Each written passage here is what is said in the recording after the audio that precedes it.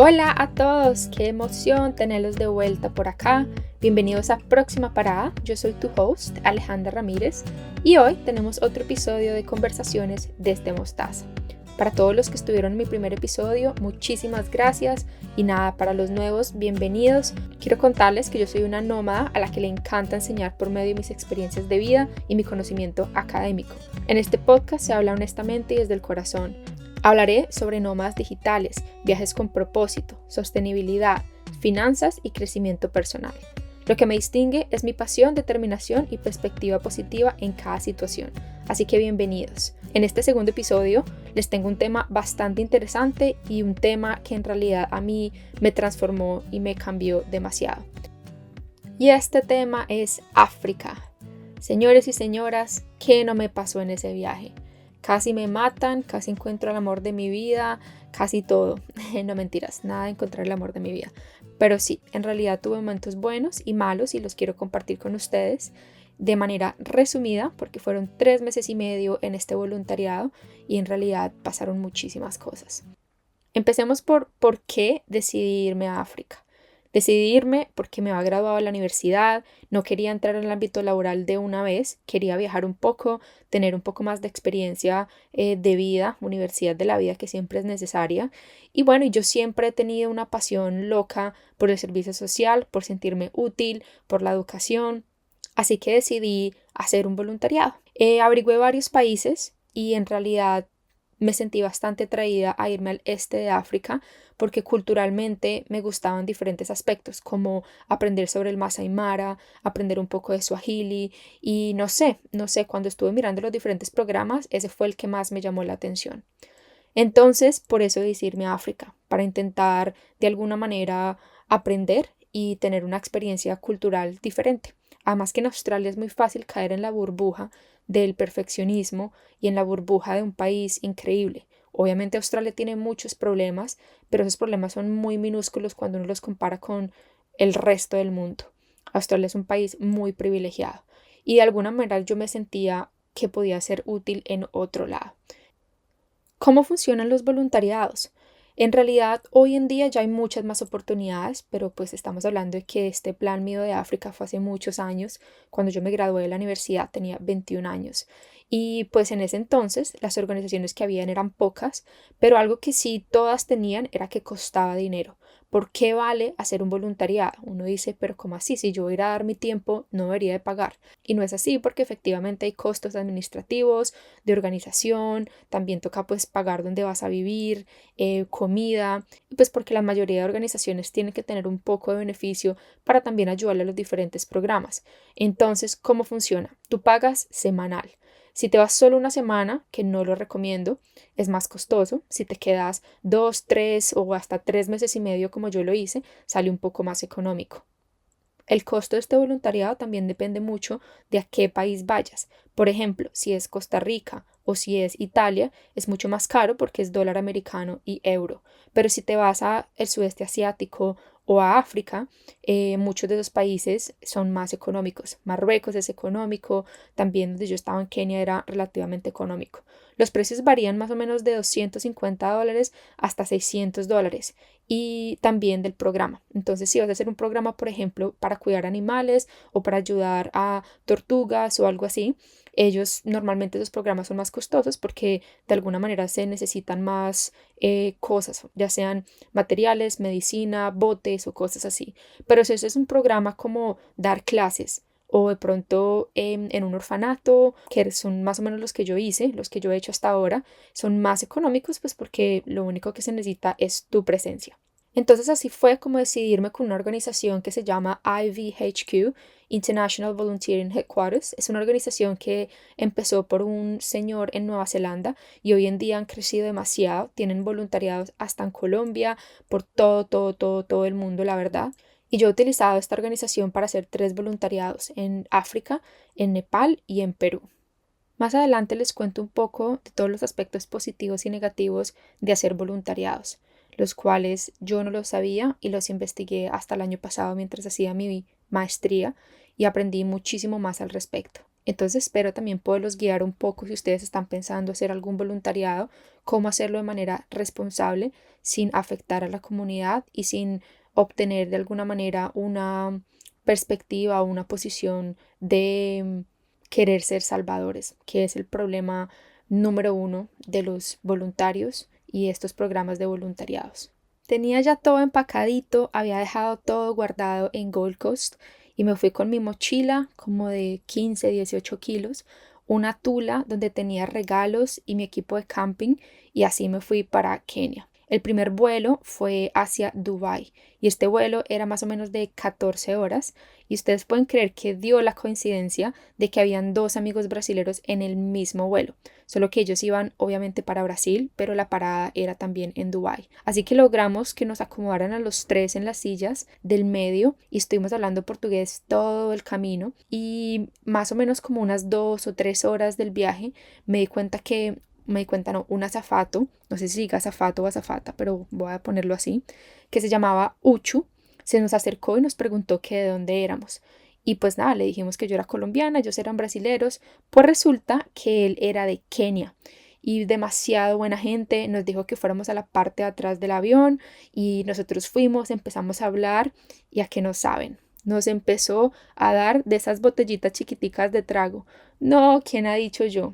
Así que empezamos a beber whisky, vino y todo lo que ustedes nos imaginan. Quedamos un poco prendos, pero más allá de querer emborracharnos, el ambiente fue muy chévere porque no solamente estábamos con Uchu, sino también estábamos con otros azafatos y bueno, en realidad se pasó muy bueno. En una de las conversaciones que tuve con Uchu, él se sentó conmigo literal por unas 2 horas y me explicó todo lo que yo necesitaba saber sobre Kenia. O sea, qué tal este ángel. Me explicó sitios a dónde ir, a dónde no ir, moneda, cómo coger un bus y cómo tener un conocimiento cultural, porque pues él sabía y era consciente que su país también era un país peligroso. Y lo mejor de todo fue que al final de la conversación me regaló la SIM card de su celular para que yo tuviera crédito para llamar a mi familia cuando llegara. A mí eso me pareció como increíble. Y ese momento de interacción, más obviamente el traguito que lo relaja a uno mucho más, para mí fue fundamental para sentirme un poco más tranquila a todo lo que se iba a venir en esta experiencia nueva. Llegué a Kenia. Esperé 1 hora a que me aprobaran la visa de turista, que me costó $110 con una entrada múltiple. Oh, sorpresa, no aparecía mi maleta, solo apareció esa tula que tenía llena de regalitos y las cosas de acampar, y la tula también llegó un poco desocupada. Se habían robado mi carpa y se habían robado mi sleeping bag. Después de pelear por más o menos unos 40 minutos, encontraron mi mochila. Yo estaba demasiado feliz, igual no tenía nada así de valor, pero pues era mi ropa. Me estaba esperando alguien de la organización ahí afuera del aeropuerto y pues logré con la SIM card ponérsela en el celular y llamar a mis papás, avisarles que todo estaba muy bien y me llevaron a la casa del voluntario. Esta casa es donde todos los que llegamos el primer día nos llevan porque al día siguiente se hace como una inducción donde nos explican cómo hacer para tener una mejor vida de voluntario en Kenia prácticamente. En la inducción al día siguiente nos explican el programa que cada uno de los voluntarios va a hacer, nuestras labores, dónde nos vamos a quedar, nos explican un poco sobre las diferencias culturales, las familias, cómo interactuar con los niños, si queremos aprender Swahili, cómo hacerlo. En realidad es como un bienvenidos a Kenia, esto es lo que hay, ya ustedes verán qué tanto quieren hacer para bien o no. Ya les explico por qué hay mucha gente que en realidad hace voluntariados con las razones equivocadas. A mí me asignaron una casa muy linda de familia. La mujer se llamaba Grace, ella tenía 30 años, 2 hijos, Roy, un niño de 4 años, y Maggie, una bebecita de 9 meses. También en la casa habían 2 niñas huérfanas que yo nunca entendí cómo funcionaba la cosa, pero eran como unas señoras del servicio, más o menos, o ayudaban muchísimo con la cocina y con la limpieza de la casa, que era extraño, pues porque en realidad la familia en sí era una familia muy humilde, o sea, los dueños de la casa. Pero me imagino que estaban ahí pues porque en realidad no tenían dónde más estar y era su manera de aportar. Aparte de eso, la casa de Grace podía acomodar hasta 7 diferentes voluntarios porque eran puros camarotes, era un cuarto como de 4 camarotes y el esposo de Grace nunca estaba en la casa, creo que trabajaba remotamente. Dos cositas que quedaron marcadas para mí el día de la inducción. La primera era que tenía que cuidarme mucho como mujer.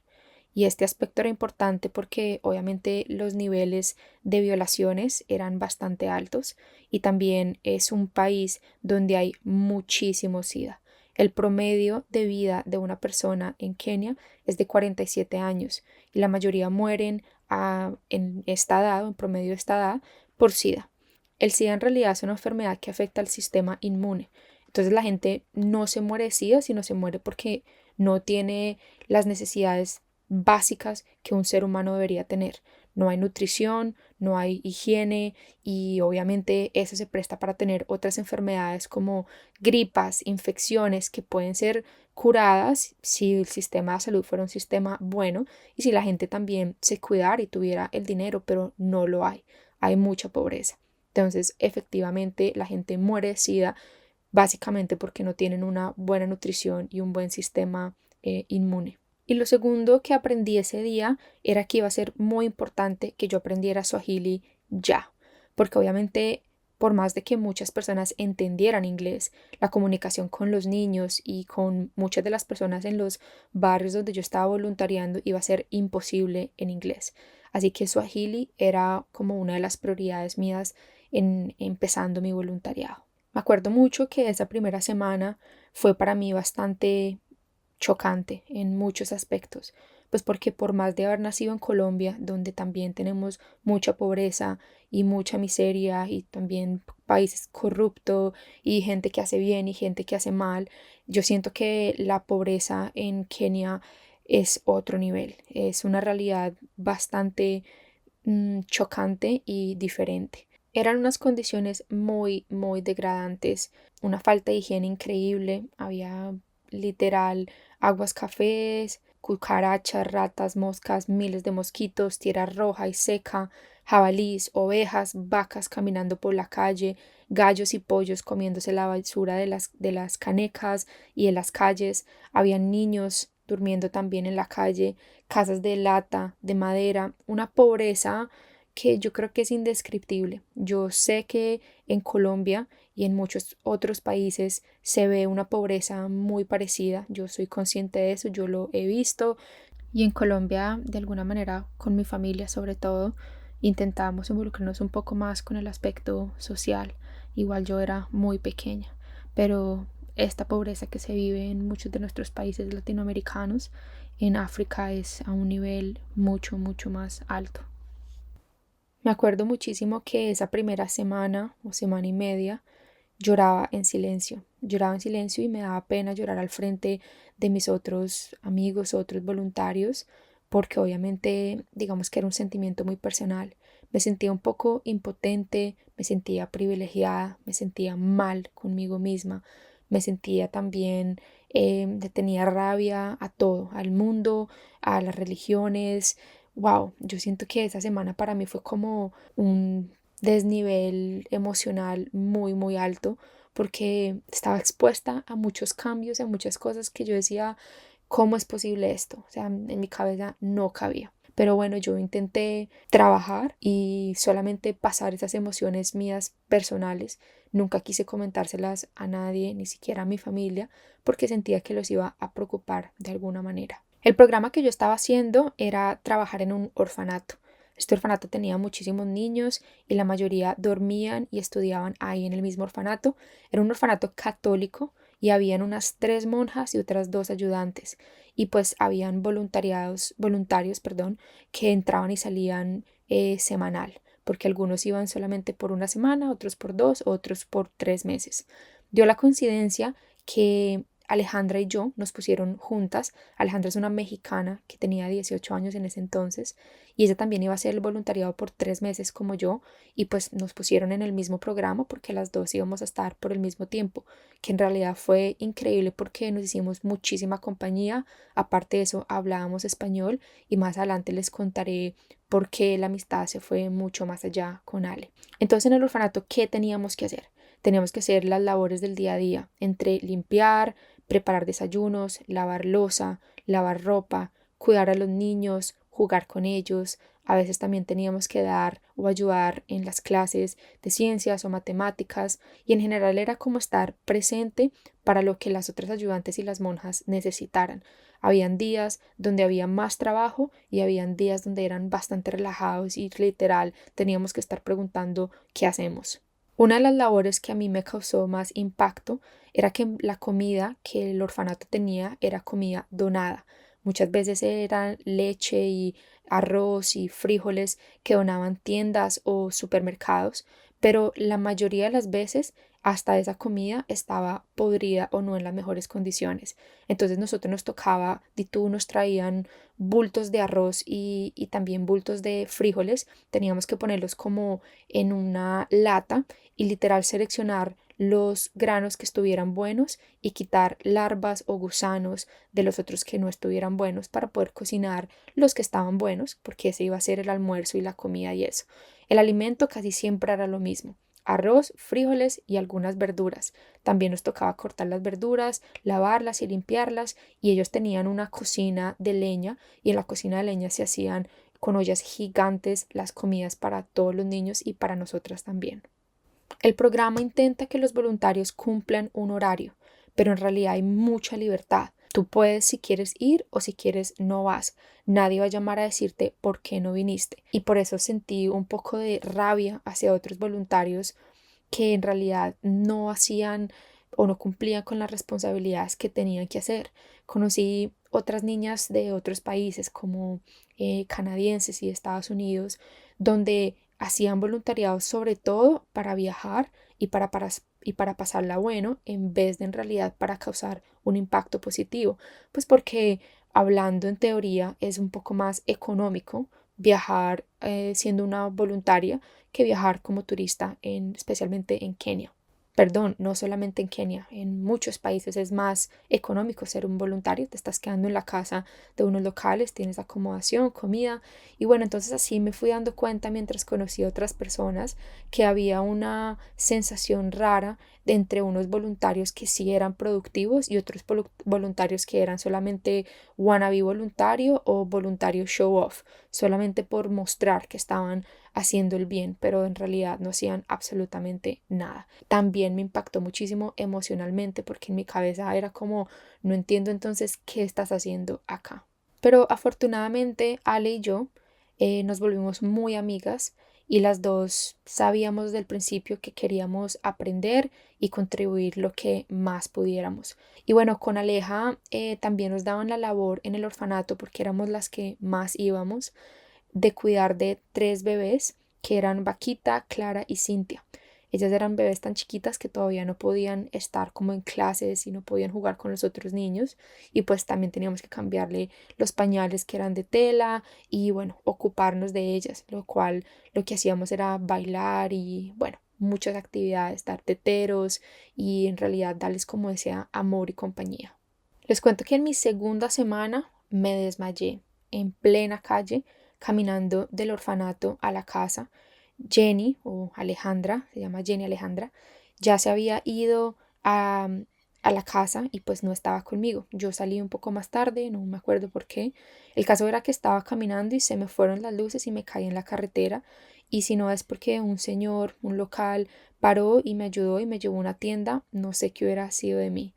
Al final me paré, ya me recuperé un poco, estaba un poco mareada, pero pues compré un banano, me lo comí y apenas sentí un poquitico de fuerza, seguí caminando a la casa. Cuando llegué a la casa le conté a Jenny lo que me había pasado y pues obviamente tenía mucho miedo que fuera algo grave, pero al final dedujimos que era falta de muchas cosas, de las condiciones sobre todo, ya que era mi segunda semana.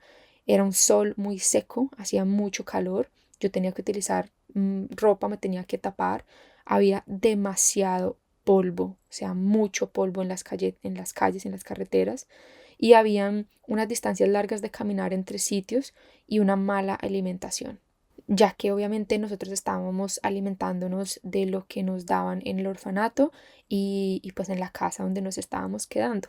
Y obviamente no era el mismo balance con el que uno está acostumbrado a vivir. Y pues nada, eso fue lo que se dedujo y al final continué y no me volvió a pasar nada de eso. Fue tomar mucha más agua y seguir. Anécdotas un poco chistosas que me pasaron en esas primeras semanas en Kenia. Un día estaba en el orfanato pelando papas y Cintia, una de las bebés, estaba sentada encima mío y empezó a decirme chocho, chocho. Y yo, ay, tan divina la bebé, me está hablando, ¿qué quiere decir chocho? Y la bebé solo decía chocho, pues resulta que chocho era baño y se metió la orinada más larga que se puedan imaginar encima mío. Terminamos las dos totalmente mojadas. Esa fue mi primera lección de Swahili, chocho. Más adelante aprendí también que Nakupenda Sana significa te amo y pues yo la utilizaba esa frase prácticamente todos los días a todos los niños porque también me di cuenta que los niños tenían como una mirada vacía. Obviamente no tienen tanto amor en el orfanato, son muy pocas personas las que hay para cuidar de tantos niños y yo quería de alguna manera poder abrazarlos y decirles que los amaba y darles ese cariño, pero también después de mucho tiempo, no cuando estaba en Kenia, empecé a pensar y analizar lo duro que debe ser para ellos el estar constantemente expuestos a voluntarios y lo difícil que debe ser encariñarse con unos de ellos para después saber que se tienen que volver a ir. Y eso fue algo que me di cuenta después, cuando en mi segundo voluntario, cuando yo estuve en Nepal, donde yo decía, esto no es justo. Esto no es justo y esto es de alguna manera jugar con los sentimientos de los niños también. Por eso les hablaba de la responsabilidad como voluntario y de otras maneras que uno puede hacer para contribuir. Otra anécdota es que al principio solamente nos llamaban a todos los que somos blancos Musungu. Musungu, Musungu, Musungu. Musungu significa blanco. Y tú por donde camines, cualquier persona, niños, entras a una tienda, lo que sea que tú hagas, tú eres un blanco, un musungu. Musungu va a coger un bus, el musungu llegó y bueno, a mí al principio me parecía ofensivo, pero después dije como no, en realidad yo soy un musungu y tengo que aceptarlo. Pero ya después de un tiempo, obviamente, uno se vuelve un poco local y más yo que estaba por tanto tiempo y ya la gente te conoce y ya no te dicen de musungu, sino te empiezan a hablar en Swahili. Jambo, habari yako, que es como hola, ¿cómo estás? Y uno ya aprende a responder, Surisana, Nawewe, que es bien, y tú, y bueno, y ya empieza a sentirse un poco más en confianza. Y me encantaba sentirme un poco más incluida y no sentirme como una persona externa, pero pues obviamente yo era una persona externa y temporal. Un día normal en el orfanato, los niños estaban terminando exámenes y pues nada, hubo como una celebración ahí donde nos dieron avena. Me acuerdo que la hermana Teresa del orfanato me dio una taza de avena y yo feliz me la empecé a tomar. Cuando en plena media taza sentí algo crujiente y yo seguí como masticándolo, haciéndome la boba, hasta que logré medio sacármelo y me lo puse en la mano. Me estaba comiendo una deliciosa mosca bastante crujiente. No pude hacer ni una sola cara. Me tocó, literal, tragármelo y hacer como si nada hubiera pasado. Pero al final todo es proteína, ¿cierto? Eso no importa. Todo va para el mismo lado y todo sale por el mismo lado. Mientras más pasaban las semanas, más me daba cuenta de la necesidad tan enorme que había de estar trabajando y contribuyendo de muchas otras formas. Así que trabajar solamente en el orfanato no era suficiente. Por eso fue que hablé con la organización para ver si era posible empezar a ayudar en la parte médica. Por más de no tener experiencia médica, había necesidad. Entonces me dijeron que sí. Fui a un centro médico donde nos explicaron rápidamente cómo hacer exámenes de SIDA. Es un test bastante sencillo. Nos daban una maleta con un libro donde uno tenía que anotar toda la información de las personas y una aguja en la cual uno tenía que pinchar el dedo del medio y hacerle presión al dedo para sacar unas gotas de sangre. Las góticas tenían que llenar como un tubo de ensayo bastante pequeño y esto se ponía en una máquina la cual nos iba a dar la respuesta si eran VIH positivo o no. Pero nosotros no podíamos dar la respuesta, nosotros teníamos que mostrarles un dibujo como un gráfico donde mostraba los resultados y las personas tenían que poder leer sus resultados. La parte más difícil, sin duda alguna, era tener que enfrentarme con casos de niños pues pequeños, de 9 años, y que fueran positivos. Yo no tenía la capacidad psicológica para ayudar o motivar o ni siquiera saber qué decir. Aparte de eso, había una barrera de idioma muy grande y pues lo único que yo podía hacer era el lenguaje del amor, que era dar abrazos o sonrisas cuando me las pedían y cuando se necesitaba. Normalmente los hombres eran bastante esquivos, fueran positivos o negativos, pero las mujeres eran mucho más emocionales. Y bueno, también se hizo muchas jornadas de salud en cuanto a educación sexual. Pudimos ir a muchos colegios y también fuimos a áreas un poco más remotas. Y en la mayoría de estas áreas remotas era cuando yo podía recibir respuestas que no alcanzaba a dimensionar. Muchos adultos cuando veían que eran VIH positivo, en realidad reaccionaban de una manera como si ya lo supieran, como si esto fuera el destino de ellos. Y me acuerdo que varias conversaciones llegaban al mismo contexto de simplemente no tener esperanza. Para muchas personas hasta tener SIDA era por lo menos una garantía de que se iban a morir. Suena horrible, pero así era el sentimiento y como el contexto que se alcanzaba a leer con muchos de ellos. Tampoco había una voluntad a no parar la transmisión sexual, porque nosotros teníamos muchos métodos anticonceptivos y los llevábamos con nosotros a estos sitios remotos, a prostíbulos, colegios, y simplemente la gente no quería tener ningún método anticonceptivo, hasta los que sabían que eran VIH positivo.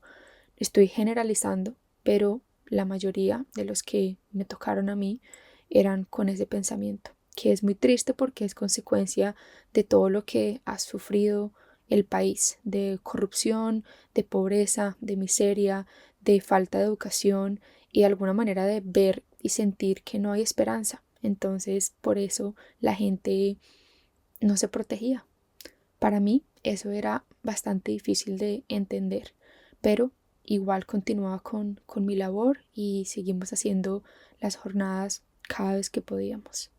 Y a pesar de todo este aprendizaje, de entender cómo funcionaba el orfanato, cómo hacer los test de SIDA, cómo interactuar con los locales y aprender a conocer los otros viajeros y los otros voluntarios, hubo miles de cosas positivas en esas primeras semanas, en ese primer mes en Kenia.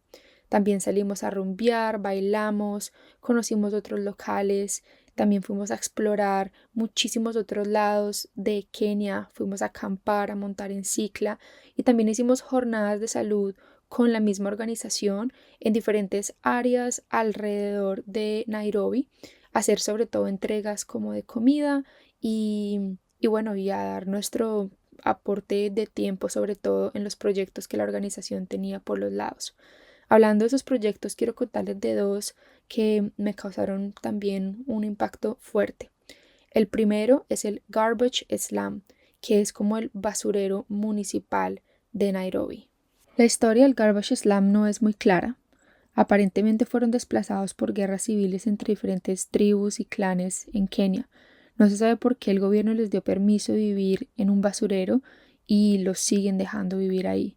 Es actualmente el basurero municipal donde diariamente descargan cantidades enormes de basura y semanalmente hacen quemas pequeñas en diferentes partes de terreno.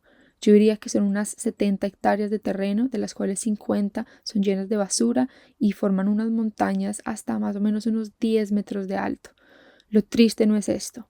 Lo triste es que los niños juegan dentro de estas montañas de basura. Los adultos crean casas con la basura para por lo menos huir de el sol o lluvia si hay lluvia. Es un ambiente muy denso y bastante triste, la verdad.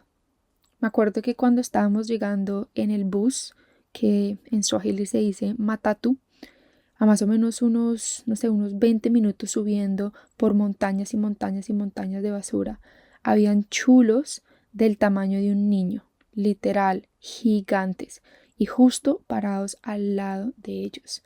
El olor era indescriptible, simplemente no se podía respirar y entre la basura lo que más se veían eran puras bolsas azules, negras y blancas de caneca, de esas basuras de supermercado. Mi corazón estaba que se moría. Lo sentía así arrugado de solamente tener que pensar que la gente pudiera vivir en esas condiciones. Nunca en mi vida había visto algo así. Los niños buscaban comida en medio de las montañas de la basura y no sé, 4 o 5 metros, los chulos viéndolos al lado. Era una cena que, no sé, la verdad me daban ganas de llorar. Al abrir las puertas de la van cuando llegamos, los niños estaban demasiado felices, caminaron, nos intentaban abrazar, nos cogían de las manos y bueno, nosotros teníamos bastante comida para donar, la cual la dividíamos como en paqueticos por familia y la idea era que todos hicieran como una fila para darle galletas a los niños y para repartir la comida. Cuando me bajé había una niña que se llamaba Ivy o Ivy. Ella estiró los brazos para que la cargara y tenía un vestido de princesa gris que ya no era rosado, me imagino que en algún punto fue rosado, y tenía una cinta en su cabeza que era lo único que yo podía ver que la identificaba como mujer. Se me ha olvidado decirles, pero en Kenia, en muchos sitios de África, es muy difícil identificar a los niños si son hombres o mujeres, porque muchos tienen problemas de nutrición y el pelo simplemente no les crece. Entonces, en algunas de las fotos que espero poderles compartir, ustedes se van a dar cuenta que no se sabe si son mujeres o hombres. Cuando Ivy me abrazó y me pidió que la cargara, obviamente me di cuenta que estaba totalmente sucia, con la cara llena de mocos y negra, la verdad, prácticamente de porquería, las manos también totalmente negras de mugre. Y yo lo único que hice fue sacar mis pañitos húmedos, intentar limpiarles la cara y la nariz a la mayoría de niños que pude. Eran más o menos unos 50 pañitos que tenía y se fueron todos. De camino a Nairobi, una vez acabamos esta jornada de entrega de comida, recuerdo que me sentía vacía, me sentía triste y me sentía como me sentía la primera semana cuando llegué, haciéndome muchísimas preguntas de la existencia de los humanos, de los gobiernos, de la política, de cómo podemos llegar a este punto de no preocuparnos por las otras personas, hasta dónde puede llegar el poder. Y mi cabeza no paraba de pensar en todas estas situaciones. Sentía una mezcla entre tristeza y rabia, la verdad. Otro de los viajes que hicimos con la organización para hacer donaciones de comida fue un sitio que se llama IDP Camp, International Displaced People, que es como gente damnificada. Pero esta gente, este es el punto diferente. En las elecciones presidenciales de diciembre del 2017 se generó una disputa debido a que el presidente que resultó electo supuestamente no era el presidente legítimo, pura corrupción. Esto desató una ola de violencia donde algunas de las tribus kenianas empezaron a pelear entre sí, lo cual resultó en pérdidas de vidas de civiles y el desplazamiento de familias que antes tenían vidas normales, trabajos normales, carreras, a sitios desolados, dejando atrás todo lo que tenían, incluyendo su dinero. Desde ese entonces usurparon una tierra desértica en la que vive. El campamento consiste de puras carpas formadas de madera, plástico, costales y cobijas, y viven más o menos de 6 a 10 personas por cada carpa. Las carpas no miden más de 3 metros por 6. Todo está sobre tierra seca e incómoda, y la organización con la que yo fui empezó a hacer como un programa de alimentación porque los niños estaban empezando a morir de hambre. Y también empezaron a construir una escuela para por lo menos ayudar con la parte de educación.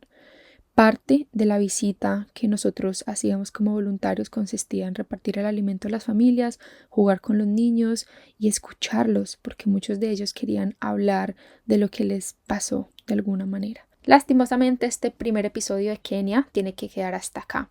Sé que no pude contarles lo jugoso que ustedes querían escuchar, que era los accidentes donde casi me matan, pero tenía que darles un poco de contexto sobre el voluntariado para que entendieran muchos otros aspectos que se vienen adelante.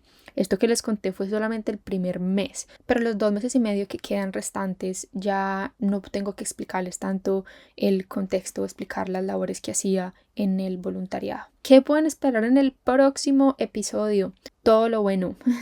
Todos los chismes están allá. Con Alejandra decidimos irnos al desierto a hacer una labor social con su prima, un servicio social con una comunidad cabra. Esa fue una experiencia increíble. En ese camino hacia allá o de vuelta creo que fue, el bus en el que estábamos se volcó y se cayó de lado. No fue tan grave la cosa, pero fue un mini accidente. También con Alejandra tuvimos el otro accidente donde casi nos matan, un señor con un machete, y donde el último día antes de irme tuve el otro accidente de las personas que estaban en moto con metralleta. Y bueno, ese episodio va a estar jugoso, pero se los contaré más adelante. Así que muchas gracias por estar acá, por escucharme. Espero que les haya gustado y los dejo con unos datos interesantes que encontré en los emails que yo les mandaba a mi familia de África, y justo encontré en el email de la semana 4. La leche de hipopótamo es rosada. Existe 1 millón de hormigas por cada ser humano. Los únicos mamíferos que sufren de menopausia son los elefantes, las ballenas jorobadas y las mujeres. Las tarántulas pueden durar 2 años sin comida y las vacas pueden dormir estando de pie, pero solo pueden soñar estando acostadas. Qué interesante, ¿no? Muchas gracias y nos vemos en el próximo episodio de Alejandra.